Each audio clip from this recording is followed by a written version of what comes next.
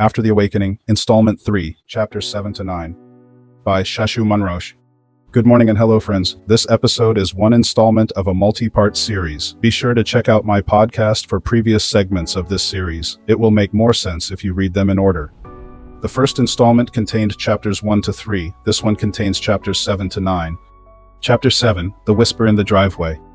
Source, 181, The Whisper in the Driveway. I write a lot about obedience, about being a faithful servant, about seeking, knocking, asking. My daily prayers are full of these words. Lord, make me obedient, help me hear you, silence the noise so I can catch your whisper. I'm learning God hears those prayers, and he answers them. The hard part is recognizing the answer when it's standing in your driveway. For almost 2 years, a man has been delivering food to my mom. Good food, organically grown in his family's garden, cooked with care. He's a Haitian brother with a broken back, literal chronic pain that shows in his eyes, in the careful way he moves and even speaks. The routine was simple. He'd pull up, I'd meet him at the car, he'd hand me the bags, and he'd drive off. A transaction, a kindness, but a distant one. I still don't know his name. I'd prayed for this man, for his pain, for his family. It was on my list. Then this weekend, something shifted. For the first time in almost 2 years, he didn't stay in the car. He got out, came inside, sat down with my mom, and talked. I offered him water. We made small talk, but he mostly spoke with mom. Clearly they know each other. I asked about his back, his family. It was a good moment, human and kind. It wasn't until the middle of the night in the heavy quiet that it hit me, the whisper I'd missed. It wasn't a thunderclap. It was a gentle, persistent nudge I'd rationalized away. Ask the man with the broken back if you can pray with him. I hadn't refused, I hadn't heard. There's a difference. My disobedience wasn't willful rebellion, it was a failure of spiritual hearing. 50+ years of my own brokenness, my own internal noise, had dulled my ability to distinguish God's whisper from my own thoughts. I got out of bed and dropped to my knees, not out of dramatic piety but out of a sudden, crushing clarity. I confessed, I repented, not for malice but for deafness. I'd missed the mark. But here's the part that's churning on my mind this morning. My missed mark wasn't just about me and God, it was about that man with the broken back. My prayer had been for his healing, for his relief, and God, in his wild grace, had presented an opportunity for me to be part of that answer, to lay a hand on his shoulder in that living room and ask for God's peace to meet him in his pain, to connect the dots between his faithful service and God's faithful love. My disobedience, my simple, unwitting failure to hear, robbed him of a blessing. It left a prayer unanswered, a connection unmade, a moment of grace unshared. I'd always thought of obedience as a vertical thing, between me and God, a command to follow for my own good. I was wrong, right? More often than not, my obedience is the answer to someone else's prayer. My faithfulness is the channel through which God's healing reaches another person's broken place. When I fail to listen, to act, I'm not just letting God down, I'm leaving a brother in pain without the comfort God wanted to give him through my hands, my words, my prayer.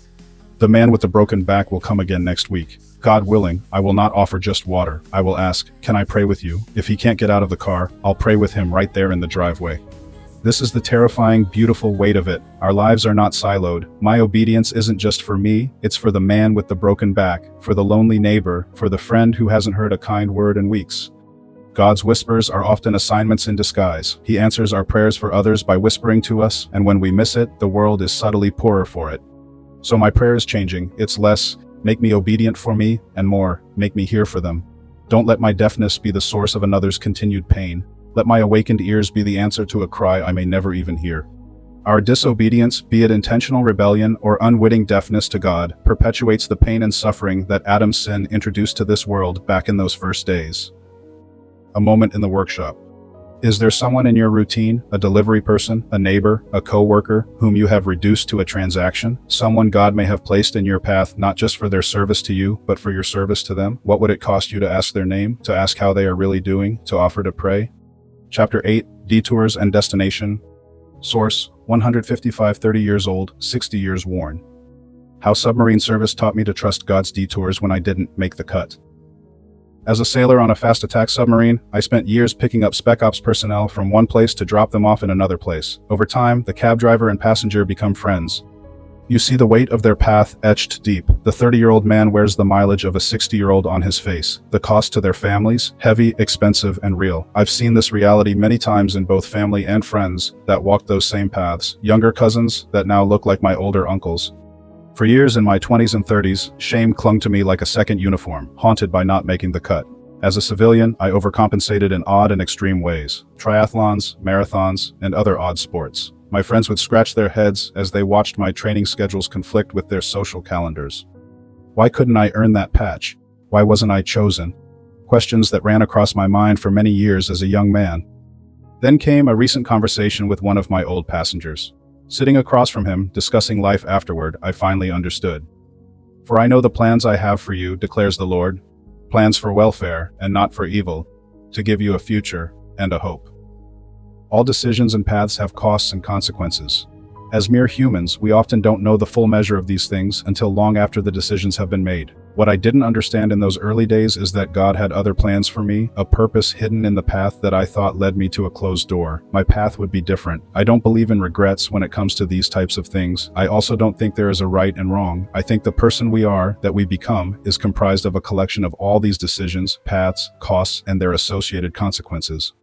That sailor's weathered face now speaks a deep truth to me. Without saying a word, I can get a sense of what his path costs him. He has since found his calling and is now doing his father's work full-time on the West Coast with a supportive community. The disappointment I carried all those years wasn't failure, it was preparation for what he wanted for me. I no longer grieve the path not taken, because the one who called me into the silent depths also called me out of them. Come to me, all who labor and are heavy laden, and I will give you rest. My service mattered, my waiting mattered. His plan, though I didn't know it then, always mattered. Sometimes there are seasons in our lives that seem like one loss after another, a season of losing things you think are the most important. But in time we look in our rearview mirror and understand, these were not actual seasons of losses, but rather detours and course corrections toward the path and calling that was originally designed and destined for us by our Father. A moment in the workshop. What is the closed door in your past that still stings? The promotion you didn't get, the relationship that ended, the path you were denied. Can you hold it up to the light of where you are now and ask, was this a failure or was this a detour? You may not have the full answer yet, but can you trust that the driver knows the route, even when the passenger cannot see the map? Chapter 9, The Wednesday Miracle. If you're hearing this and enjoying it, if it's something you can relate with, if it has lit your path ahead just a bit brighter, then this testimony was for you. Take a moment, hit like, subscribe, leave a comment, let's continue. Source, The Wednesday Miracle. As I write these notes, the morning dew blankets the driveway while the birds sing out loud, perched in the mango tree in Mom's front yard. Today's mind ramblings are not particularly theological, but maybe something for you dog humans out there. I am going to bore you about Wiggles' diet. She has been on a raw diet her whole life. A mixture of bone, muscle meat, organ meat, and 3% fiber. She has an order of preference. When you watch her eat, from her favorite to her least favorite, you would think she had fingers. No matter how much you mix the bowl up, she manages to separate each component with meticulous precision. She grabs the bone meat first, then the muscle meat, then the organ meat. As for the fiber, well, she flat out hates it. She has never liked her vegetables. She gets the fiber on Tuesdays or Wednesdays. For her whole life, this is what it looked like. She gets the full dish on Tuesday. She eats everything except the veggies. Mealtime, the next day, Wednesday, I put out the dish with nothing but the fiber she left the previous day. She sniffs it, walks over to me and gives me that look. What's your problem, dude? Where's the meat? She walks away and I put the veggies back in the fridge. Mealtime Thursday comes around. I put out the dish with nothing but the fiber she left the previous days. By this time, she has not eaten in a few days, so she reluctantly eats her portion of fiber for the week. So this has been the routine for about 5 years. There are things I used to do occasionally to hack her wiring. I would puree the veggies with ground beef and some bone broth. But considering our current situation and time constraints, Daddy no longer has time for these types of theatrics. So for the last 2 years, she basically fasts for 2 days before she will eat her fiber for the week. Well, that is how it has always been, until this week. This week, I put her dish down with her portion of fiber. I sat and watched her eat. As expected, the bone meat went first, followed by the muscle meat, the organ meat. It was at this point I was expecting her to walk away, but she did not. She went straight over to the fiber and gobbled it all down without hesitation. After 5 years, what has changed, I wondered. She finished her whole meal, walked over to me, nudged my knee with her head, and walked off into her cozy space at the head of the driveway. Was this a one-time display of gratitude and consideration for my time, or has she simply just given up trying to outmaneuver me? I find myself simply watching, waiting. I look forward to seeing what happens next week. Will this new pattern of behavior take root, or was it a fluke, a momentary lapse in her lifelong campaign of vegetable resistance? This small, strange shift in my dog's behavior has me thinking about patterns and our relationship to them. We are creatures of habit. We build our lives, our faith, our understanding of God on the predictability of certain things. The sun rises, the script with my mother works, Wiggles leaves her veggies. These patterns create a sense of order, a framework we can lean on. We come to expect certain behaviors from our pets, from our families, from ourselves, even from God. Then, without warning, the pattern breaks. The temptation is to immediately search for the why, to diagnose, to explain, to fit the anomaly back into a box of understanding. Did I change the brand? No. Did the fiber taste different? Not that I can tell. Is she feeling unwell? She seems perfectly normal, vibrant even. The why eludes me. And in that space of not knowing, I am left with a simple choice. Do I fret over the cause, or do I just observe the change? Do I accept that for now, the reason is hidden from me? This feels like a tiny furry parable for my own walk. How often do I pray for a change in a stubborn pattern in my own life, in my mother's condition, in the world's madness? And when a shift, however small, finally occurs, do I receive it with simple gratitude, or do I immediately begin dissecting it, questioning its legitimacy, doubting its permanence, demanding to know the why before I dare to celebrate the what? For everything there is a season and a time for every matter under heaven, writes the preacher in Ecclesiastes. There is a time for the old pattern, and a time for it to end, a time for the fasting from the veggies, and a time to eat them without complaint. Our mistake is believing we are the timekeepers. We think we understand the seasons of our own hearts, let alone the seasons of another creature, let alone the seasons of God's movement. Wiggles does not owe me an explanation. Her change, whether permanent or temporary, is a gift. It is one less point of friction in a day already full of them. It is a small, silent mercy. My job is not to interrogate it. My job is to notice it, to be thankful for it, and to keep providing the meal. How much more is this true with God? He shifts a circumstance. He softens a heart. He provides an unexpected peace in a long-standing turmoil. And my first instinct is rarely quiet thanks. It is often a suspicious, why now? How? What's the catch? Will this last? I am like the servant who receives a talent and immediately buries it out of fear, instead of putting it to work with joy. Know this, my beloved brothers, let every person be quick to hear, slow to speak, slow to anger. Perhaps we should also be slow to analyze, quick to observe, yes, quick to give thanks, absolutely, but slow to demand the full schematic of every change. Some mysteries are not for us to solve, they are for us to witness, and in the witnessing, to learn trust. Maybe Wiggles' change is her own small act of surrender, a giving up of a futile fight. Maybe she finally understands the pattern leads to hunger and acceptance leads to peace. Maybe she is just growing up, I do not know. But her silent compliance, her simple completion of the meal, feels like a sermon. It speaks of a grace that operates without my understanding. A change that happens in the hidden places of will and habit, unseen by me until the result appears in the bowl. It reminds me that most of God's work in me happens just like this, unseen, quiet, a gradual rewiring of desire, a slow turning of the will, and one day I find myself doing the thing I swore I never would, loving the person I thought I could not, bearing the burden I was sure would break me, and I look back and cannot pinpoint the moment it changed. I only know the pattern is different. So I will watch next week. I will place the bowl. I will observe. If she eats the fiber again, I will take it as a small, ongoing grace. If she returns to her old ways, I will continue the routine, the patient, stubborn offering of what is good for her, whether she recognizes it or not. My love for her is not contingent on her eating her vegetables. My care for her is not validated by her compliance. I provide the good thing because I am her provider. Her response is her own. Is that not a picture of the Father's love for us? He provides the daily bread, the sustenance we need. Our response, grateful acceptance, petulant refusal, slow resignation, is our own. His faithfulness is the constant. Our understanding is the variable. For now, I am just a man, standing in a driveway, grateful for a clean bowl and a mystery. The birds are still singing, the dew is burning off, my mother is content, and the dog, for this week at least, has eaten all her vegetables. A moment in the workshop.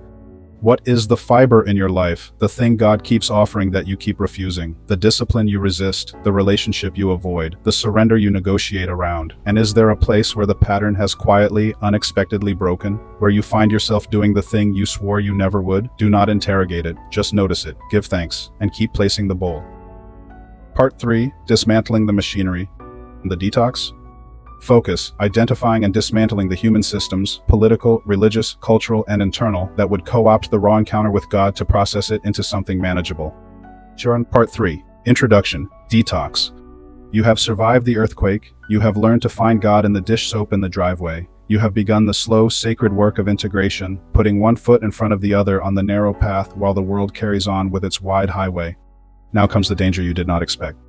I saw it playing out the other morning scrolling through my feed. Two brothers in Christ, both of whom love Jesus deeply, I have no doubt about that, were going at it in a comment thread. One was making a case, the other was defending a position. It was civil enough, but you could feel the invisible walls between them. They affiliated with different Christian clubs, different tribes, different flags. And I saw in that small digital conversation the same pattern playing out on the grand stage of human history. A pattern as old as Babel. It is the pattern of us as image bearers, trying to put God in a box. We try to package him, to make him scalable, predictable, manageable. We do it to facilitate prophecy, to create his government on our terms, to control the masses, to retain power. The list of reasons is practically inexhaustible. We build machinery around the wildfire of the Spirit, and then we mistake the machinery for the fire. The enemy you face in this section is not the world. It is not the secular culture, the political machine, or the entertainment industry. Those threats are obvious. The danger in this section is subtler, more intimate, and far more insidious. It wears a cross around its neck. It quotes scripture. It smells like church coffee. The danger is the human system that would take your raw, fiery, first love encounter with the living God and process it into something manageable. Something institutional. Something that looks righteous on the outside but is, in the words of Jesus, a whitewashed tomb. I know this danger intimately because I spent 50 years on one side of the empty coin and nearly walked straight into the trap on the other side the moment I came to faith. The two sides of the empty coin. For most of my adult life, before I surrendered to Christ, I firmly identified with a very specific label: spiritual but not religious. SBNR. I wore it like a medal of honor. It felt enlightened. It felt free. It felt safe from the hypocrisy I saw on the nightly news. I believed in a grand creator, a cosmic force, an energy, a vague benevolence behind it all. But I kept it at a polite distance. This God was not a person to know. He was a concept to acknowledge, a first cause, the ultimate watchmaker who wound the universe and stepped away. My spirituality was a custom-built suit. I tailored it to fit the life I wanted: a little yoga for peace, a little meditation for focus, the karma principle for ethics, be good, get good, vision boards for manifestation, psychics for readings. My drugs of choice were acid, mushrooms, and LSD. Sex was fair game between consenting adults. Sin was subjective. If it did not make me feel bad and did not directly hurt anyone, it was not sin. The central theme of my personal philosophy was me, I, and more me. I was, as I look back now, practicing a religion of one. The doctrine was self-fulfillment. The sacrament was my own satisfaction. The only judgment that mattered was my own. I had traded the narrow gate for a wide open field where I got to be my own shepherd, and I called this freedom. Then God broke into that field on October 3rd, 2024, and my entire self-built spirituality collapsed like a house of cards in a hurricane. But in coming to the foot of the cross, I began to see the other side of the coin with painful clarity, the side just as far from the heart of God, but dressed in the right clothes, the religious but not spiritual crowd. These folks do not claim that title. They would be offended by it. They go to church. They know the stories: David and Goliath, Moses and the Red Sea, the virgin birth, the resurrection. They post the verses. They celebrate the holidays. Their social calendar looks like a faithful walk. From the outside, they check all the boxes. They have the language down. They know when to stand, when to sit, when to say amen. But here's the fatal crack. They have no personal relationship with the Father. They have religion without the relationship. They have the form of godliness but deny its power, just as 2 Timothy 3:5 warns. They know about God. They do not know God. The Bible is a textbook, not a love letter. Prayer is a ritual, not a conversation. Church is a social club, not a gathering of the redeemed.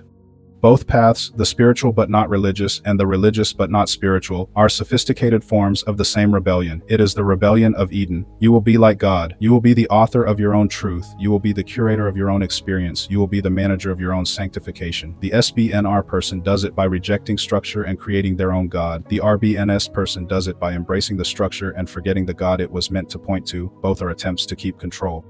The pattern in the stone. But the problem goes deeper than individuals. It is etched into the very architecture of organized belief. When I began to look at the history of Christianity, not as a theologian, but as a man with pattern recognition skills forged by decades in the tech industry, I saw the same 5 fault lines running through every institution that has ever tried to contain the wildfire of the Spirit. Pattern 1. The hand that holds the lens. This is the master pattern. It is the transfer of final authority from God to a human system. For the Pharisee, it was the traditions of the elders. Jesus called them out directly. You leave the commandment of God and hold to the tradition of men. Mark 7:8. The institutional church formalized this transfer, placing the teaching office above the individual believer's spirit-guided reading. The modern evangelical shouts sola scriptura, yet in practice, authority often simply shifts from a pope in Rome to a pope in a pulpit. In each case, a human system inserts itself as the necessary authoritative lens. The result is a controllable faith, a manageable God. Pattern 2. The badge we wear. When the internal invisible work of the heart is hard to measure, we default to external markers, phylacteries and fringes for the Pharisee, Latin Mass and rosary beads for the Catholic, WWJD bracelets and voting records for the evangelical. Faith slowly becomes evidenced not by the fruit of the Spirit, love, joy, peace, patience, kindness, goodness, faithfulness, gentleness, self-control, Galatians 5:22-23, but by your cultural tastes, your media diet, your tribal membership. We trade the surgery of the Spirit for a costume.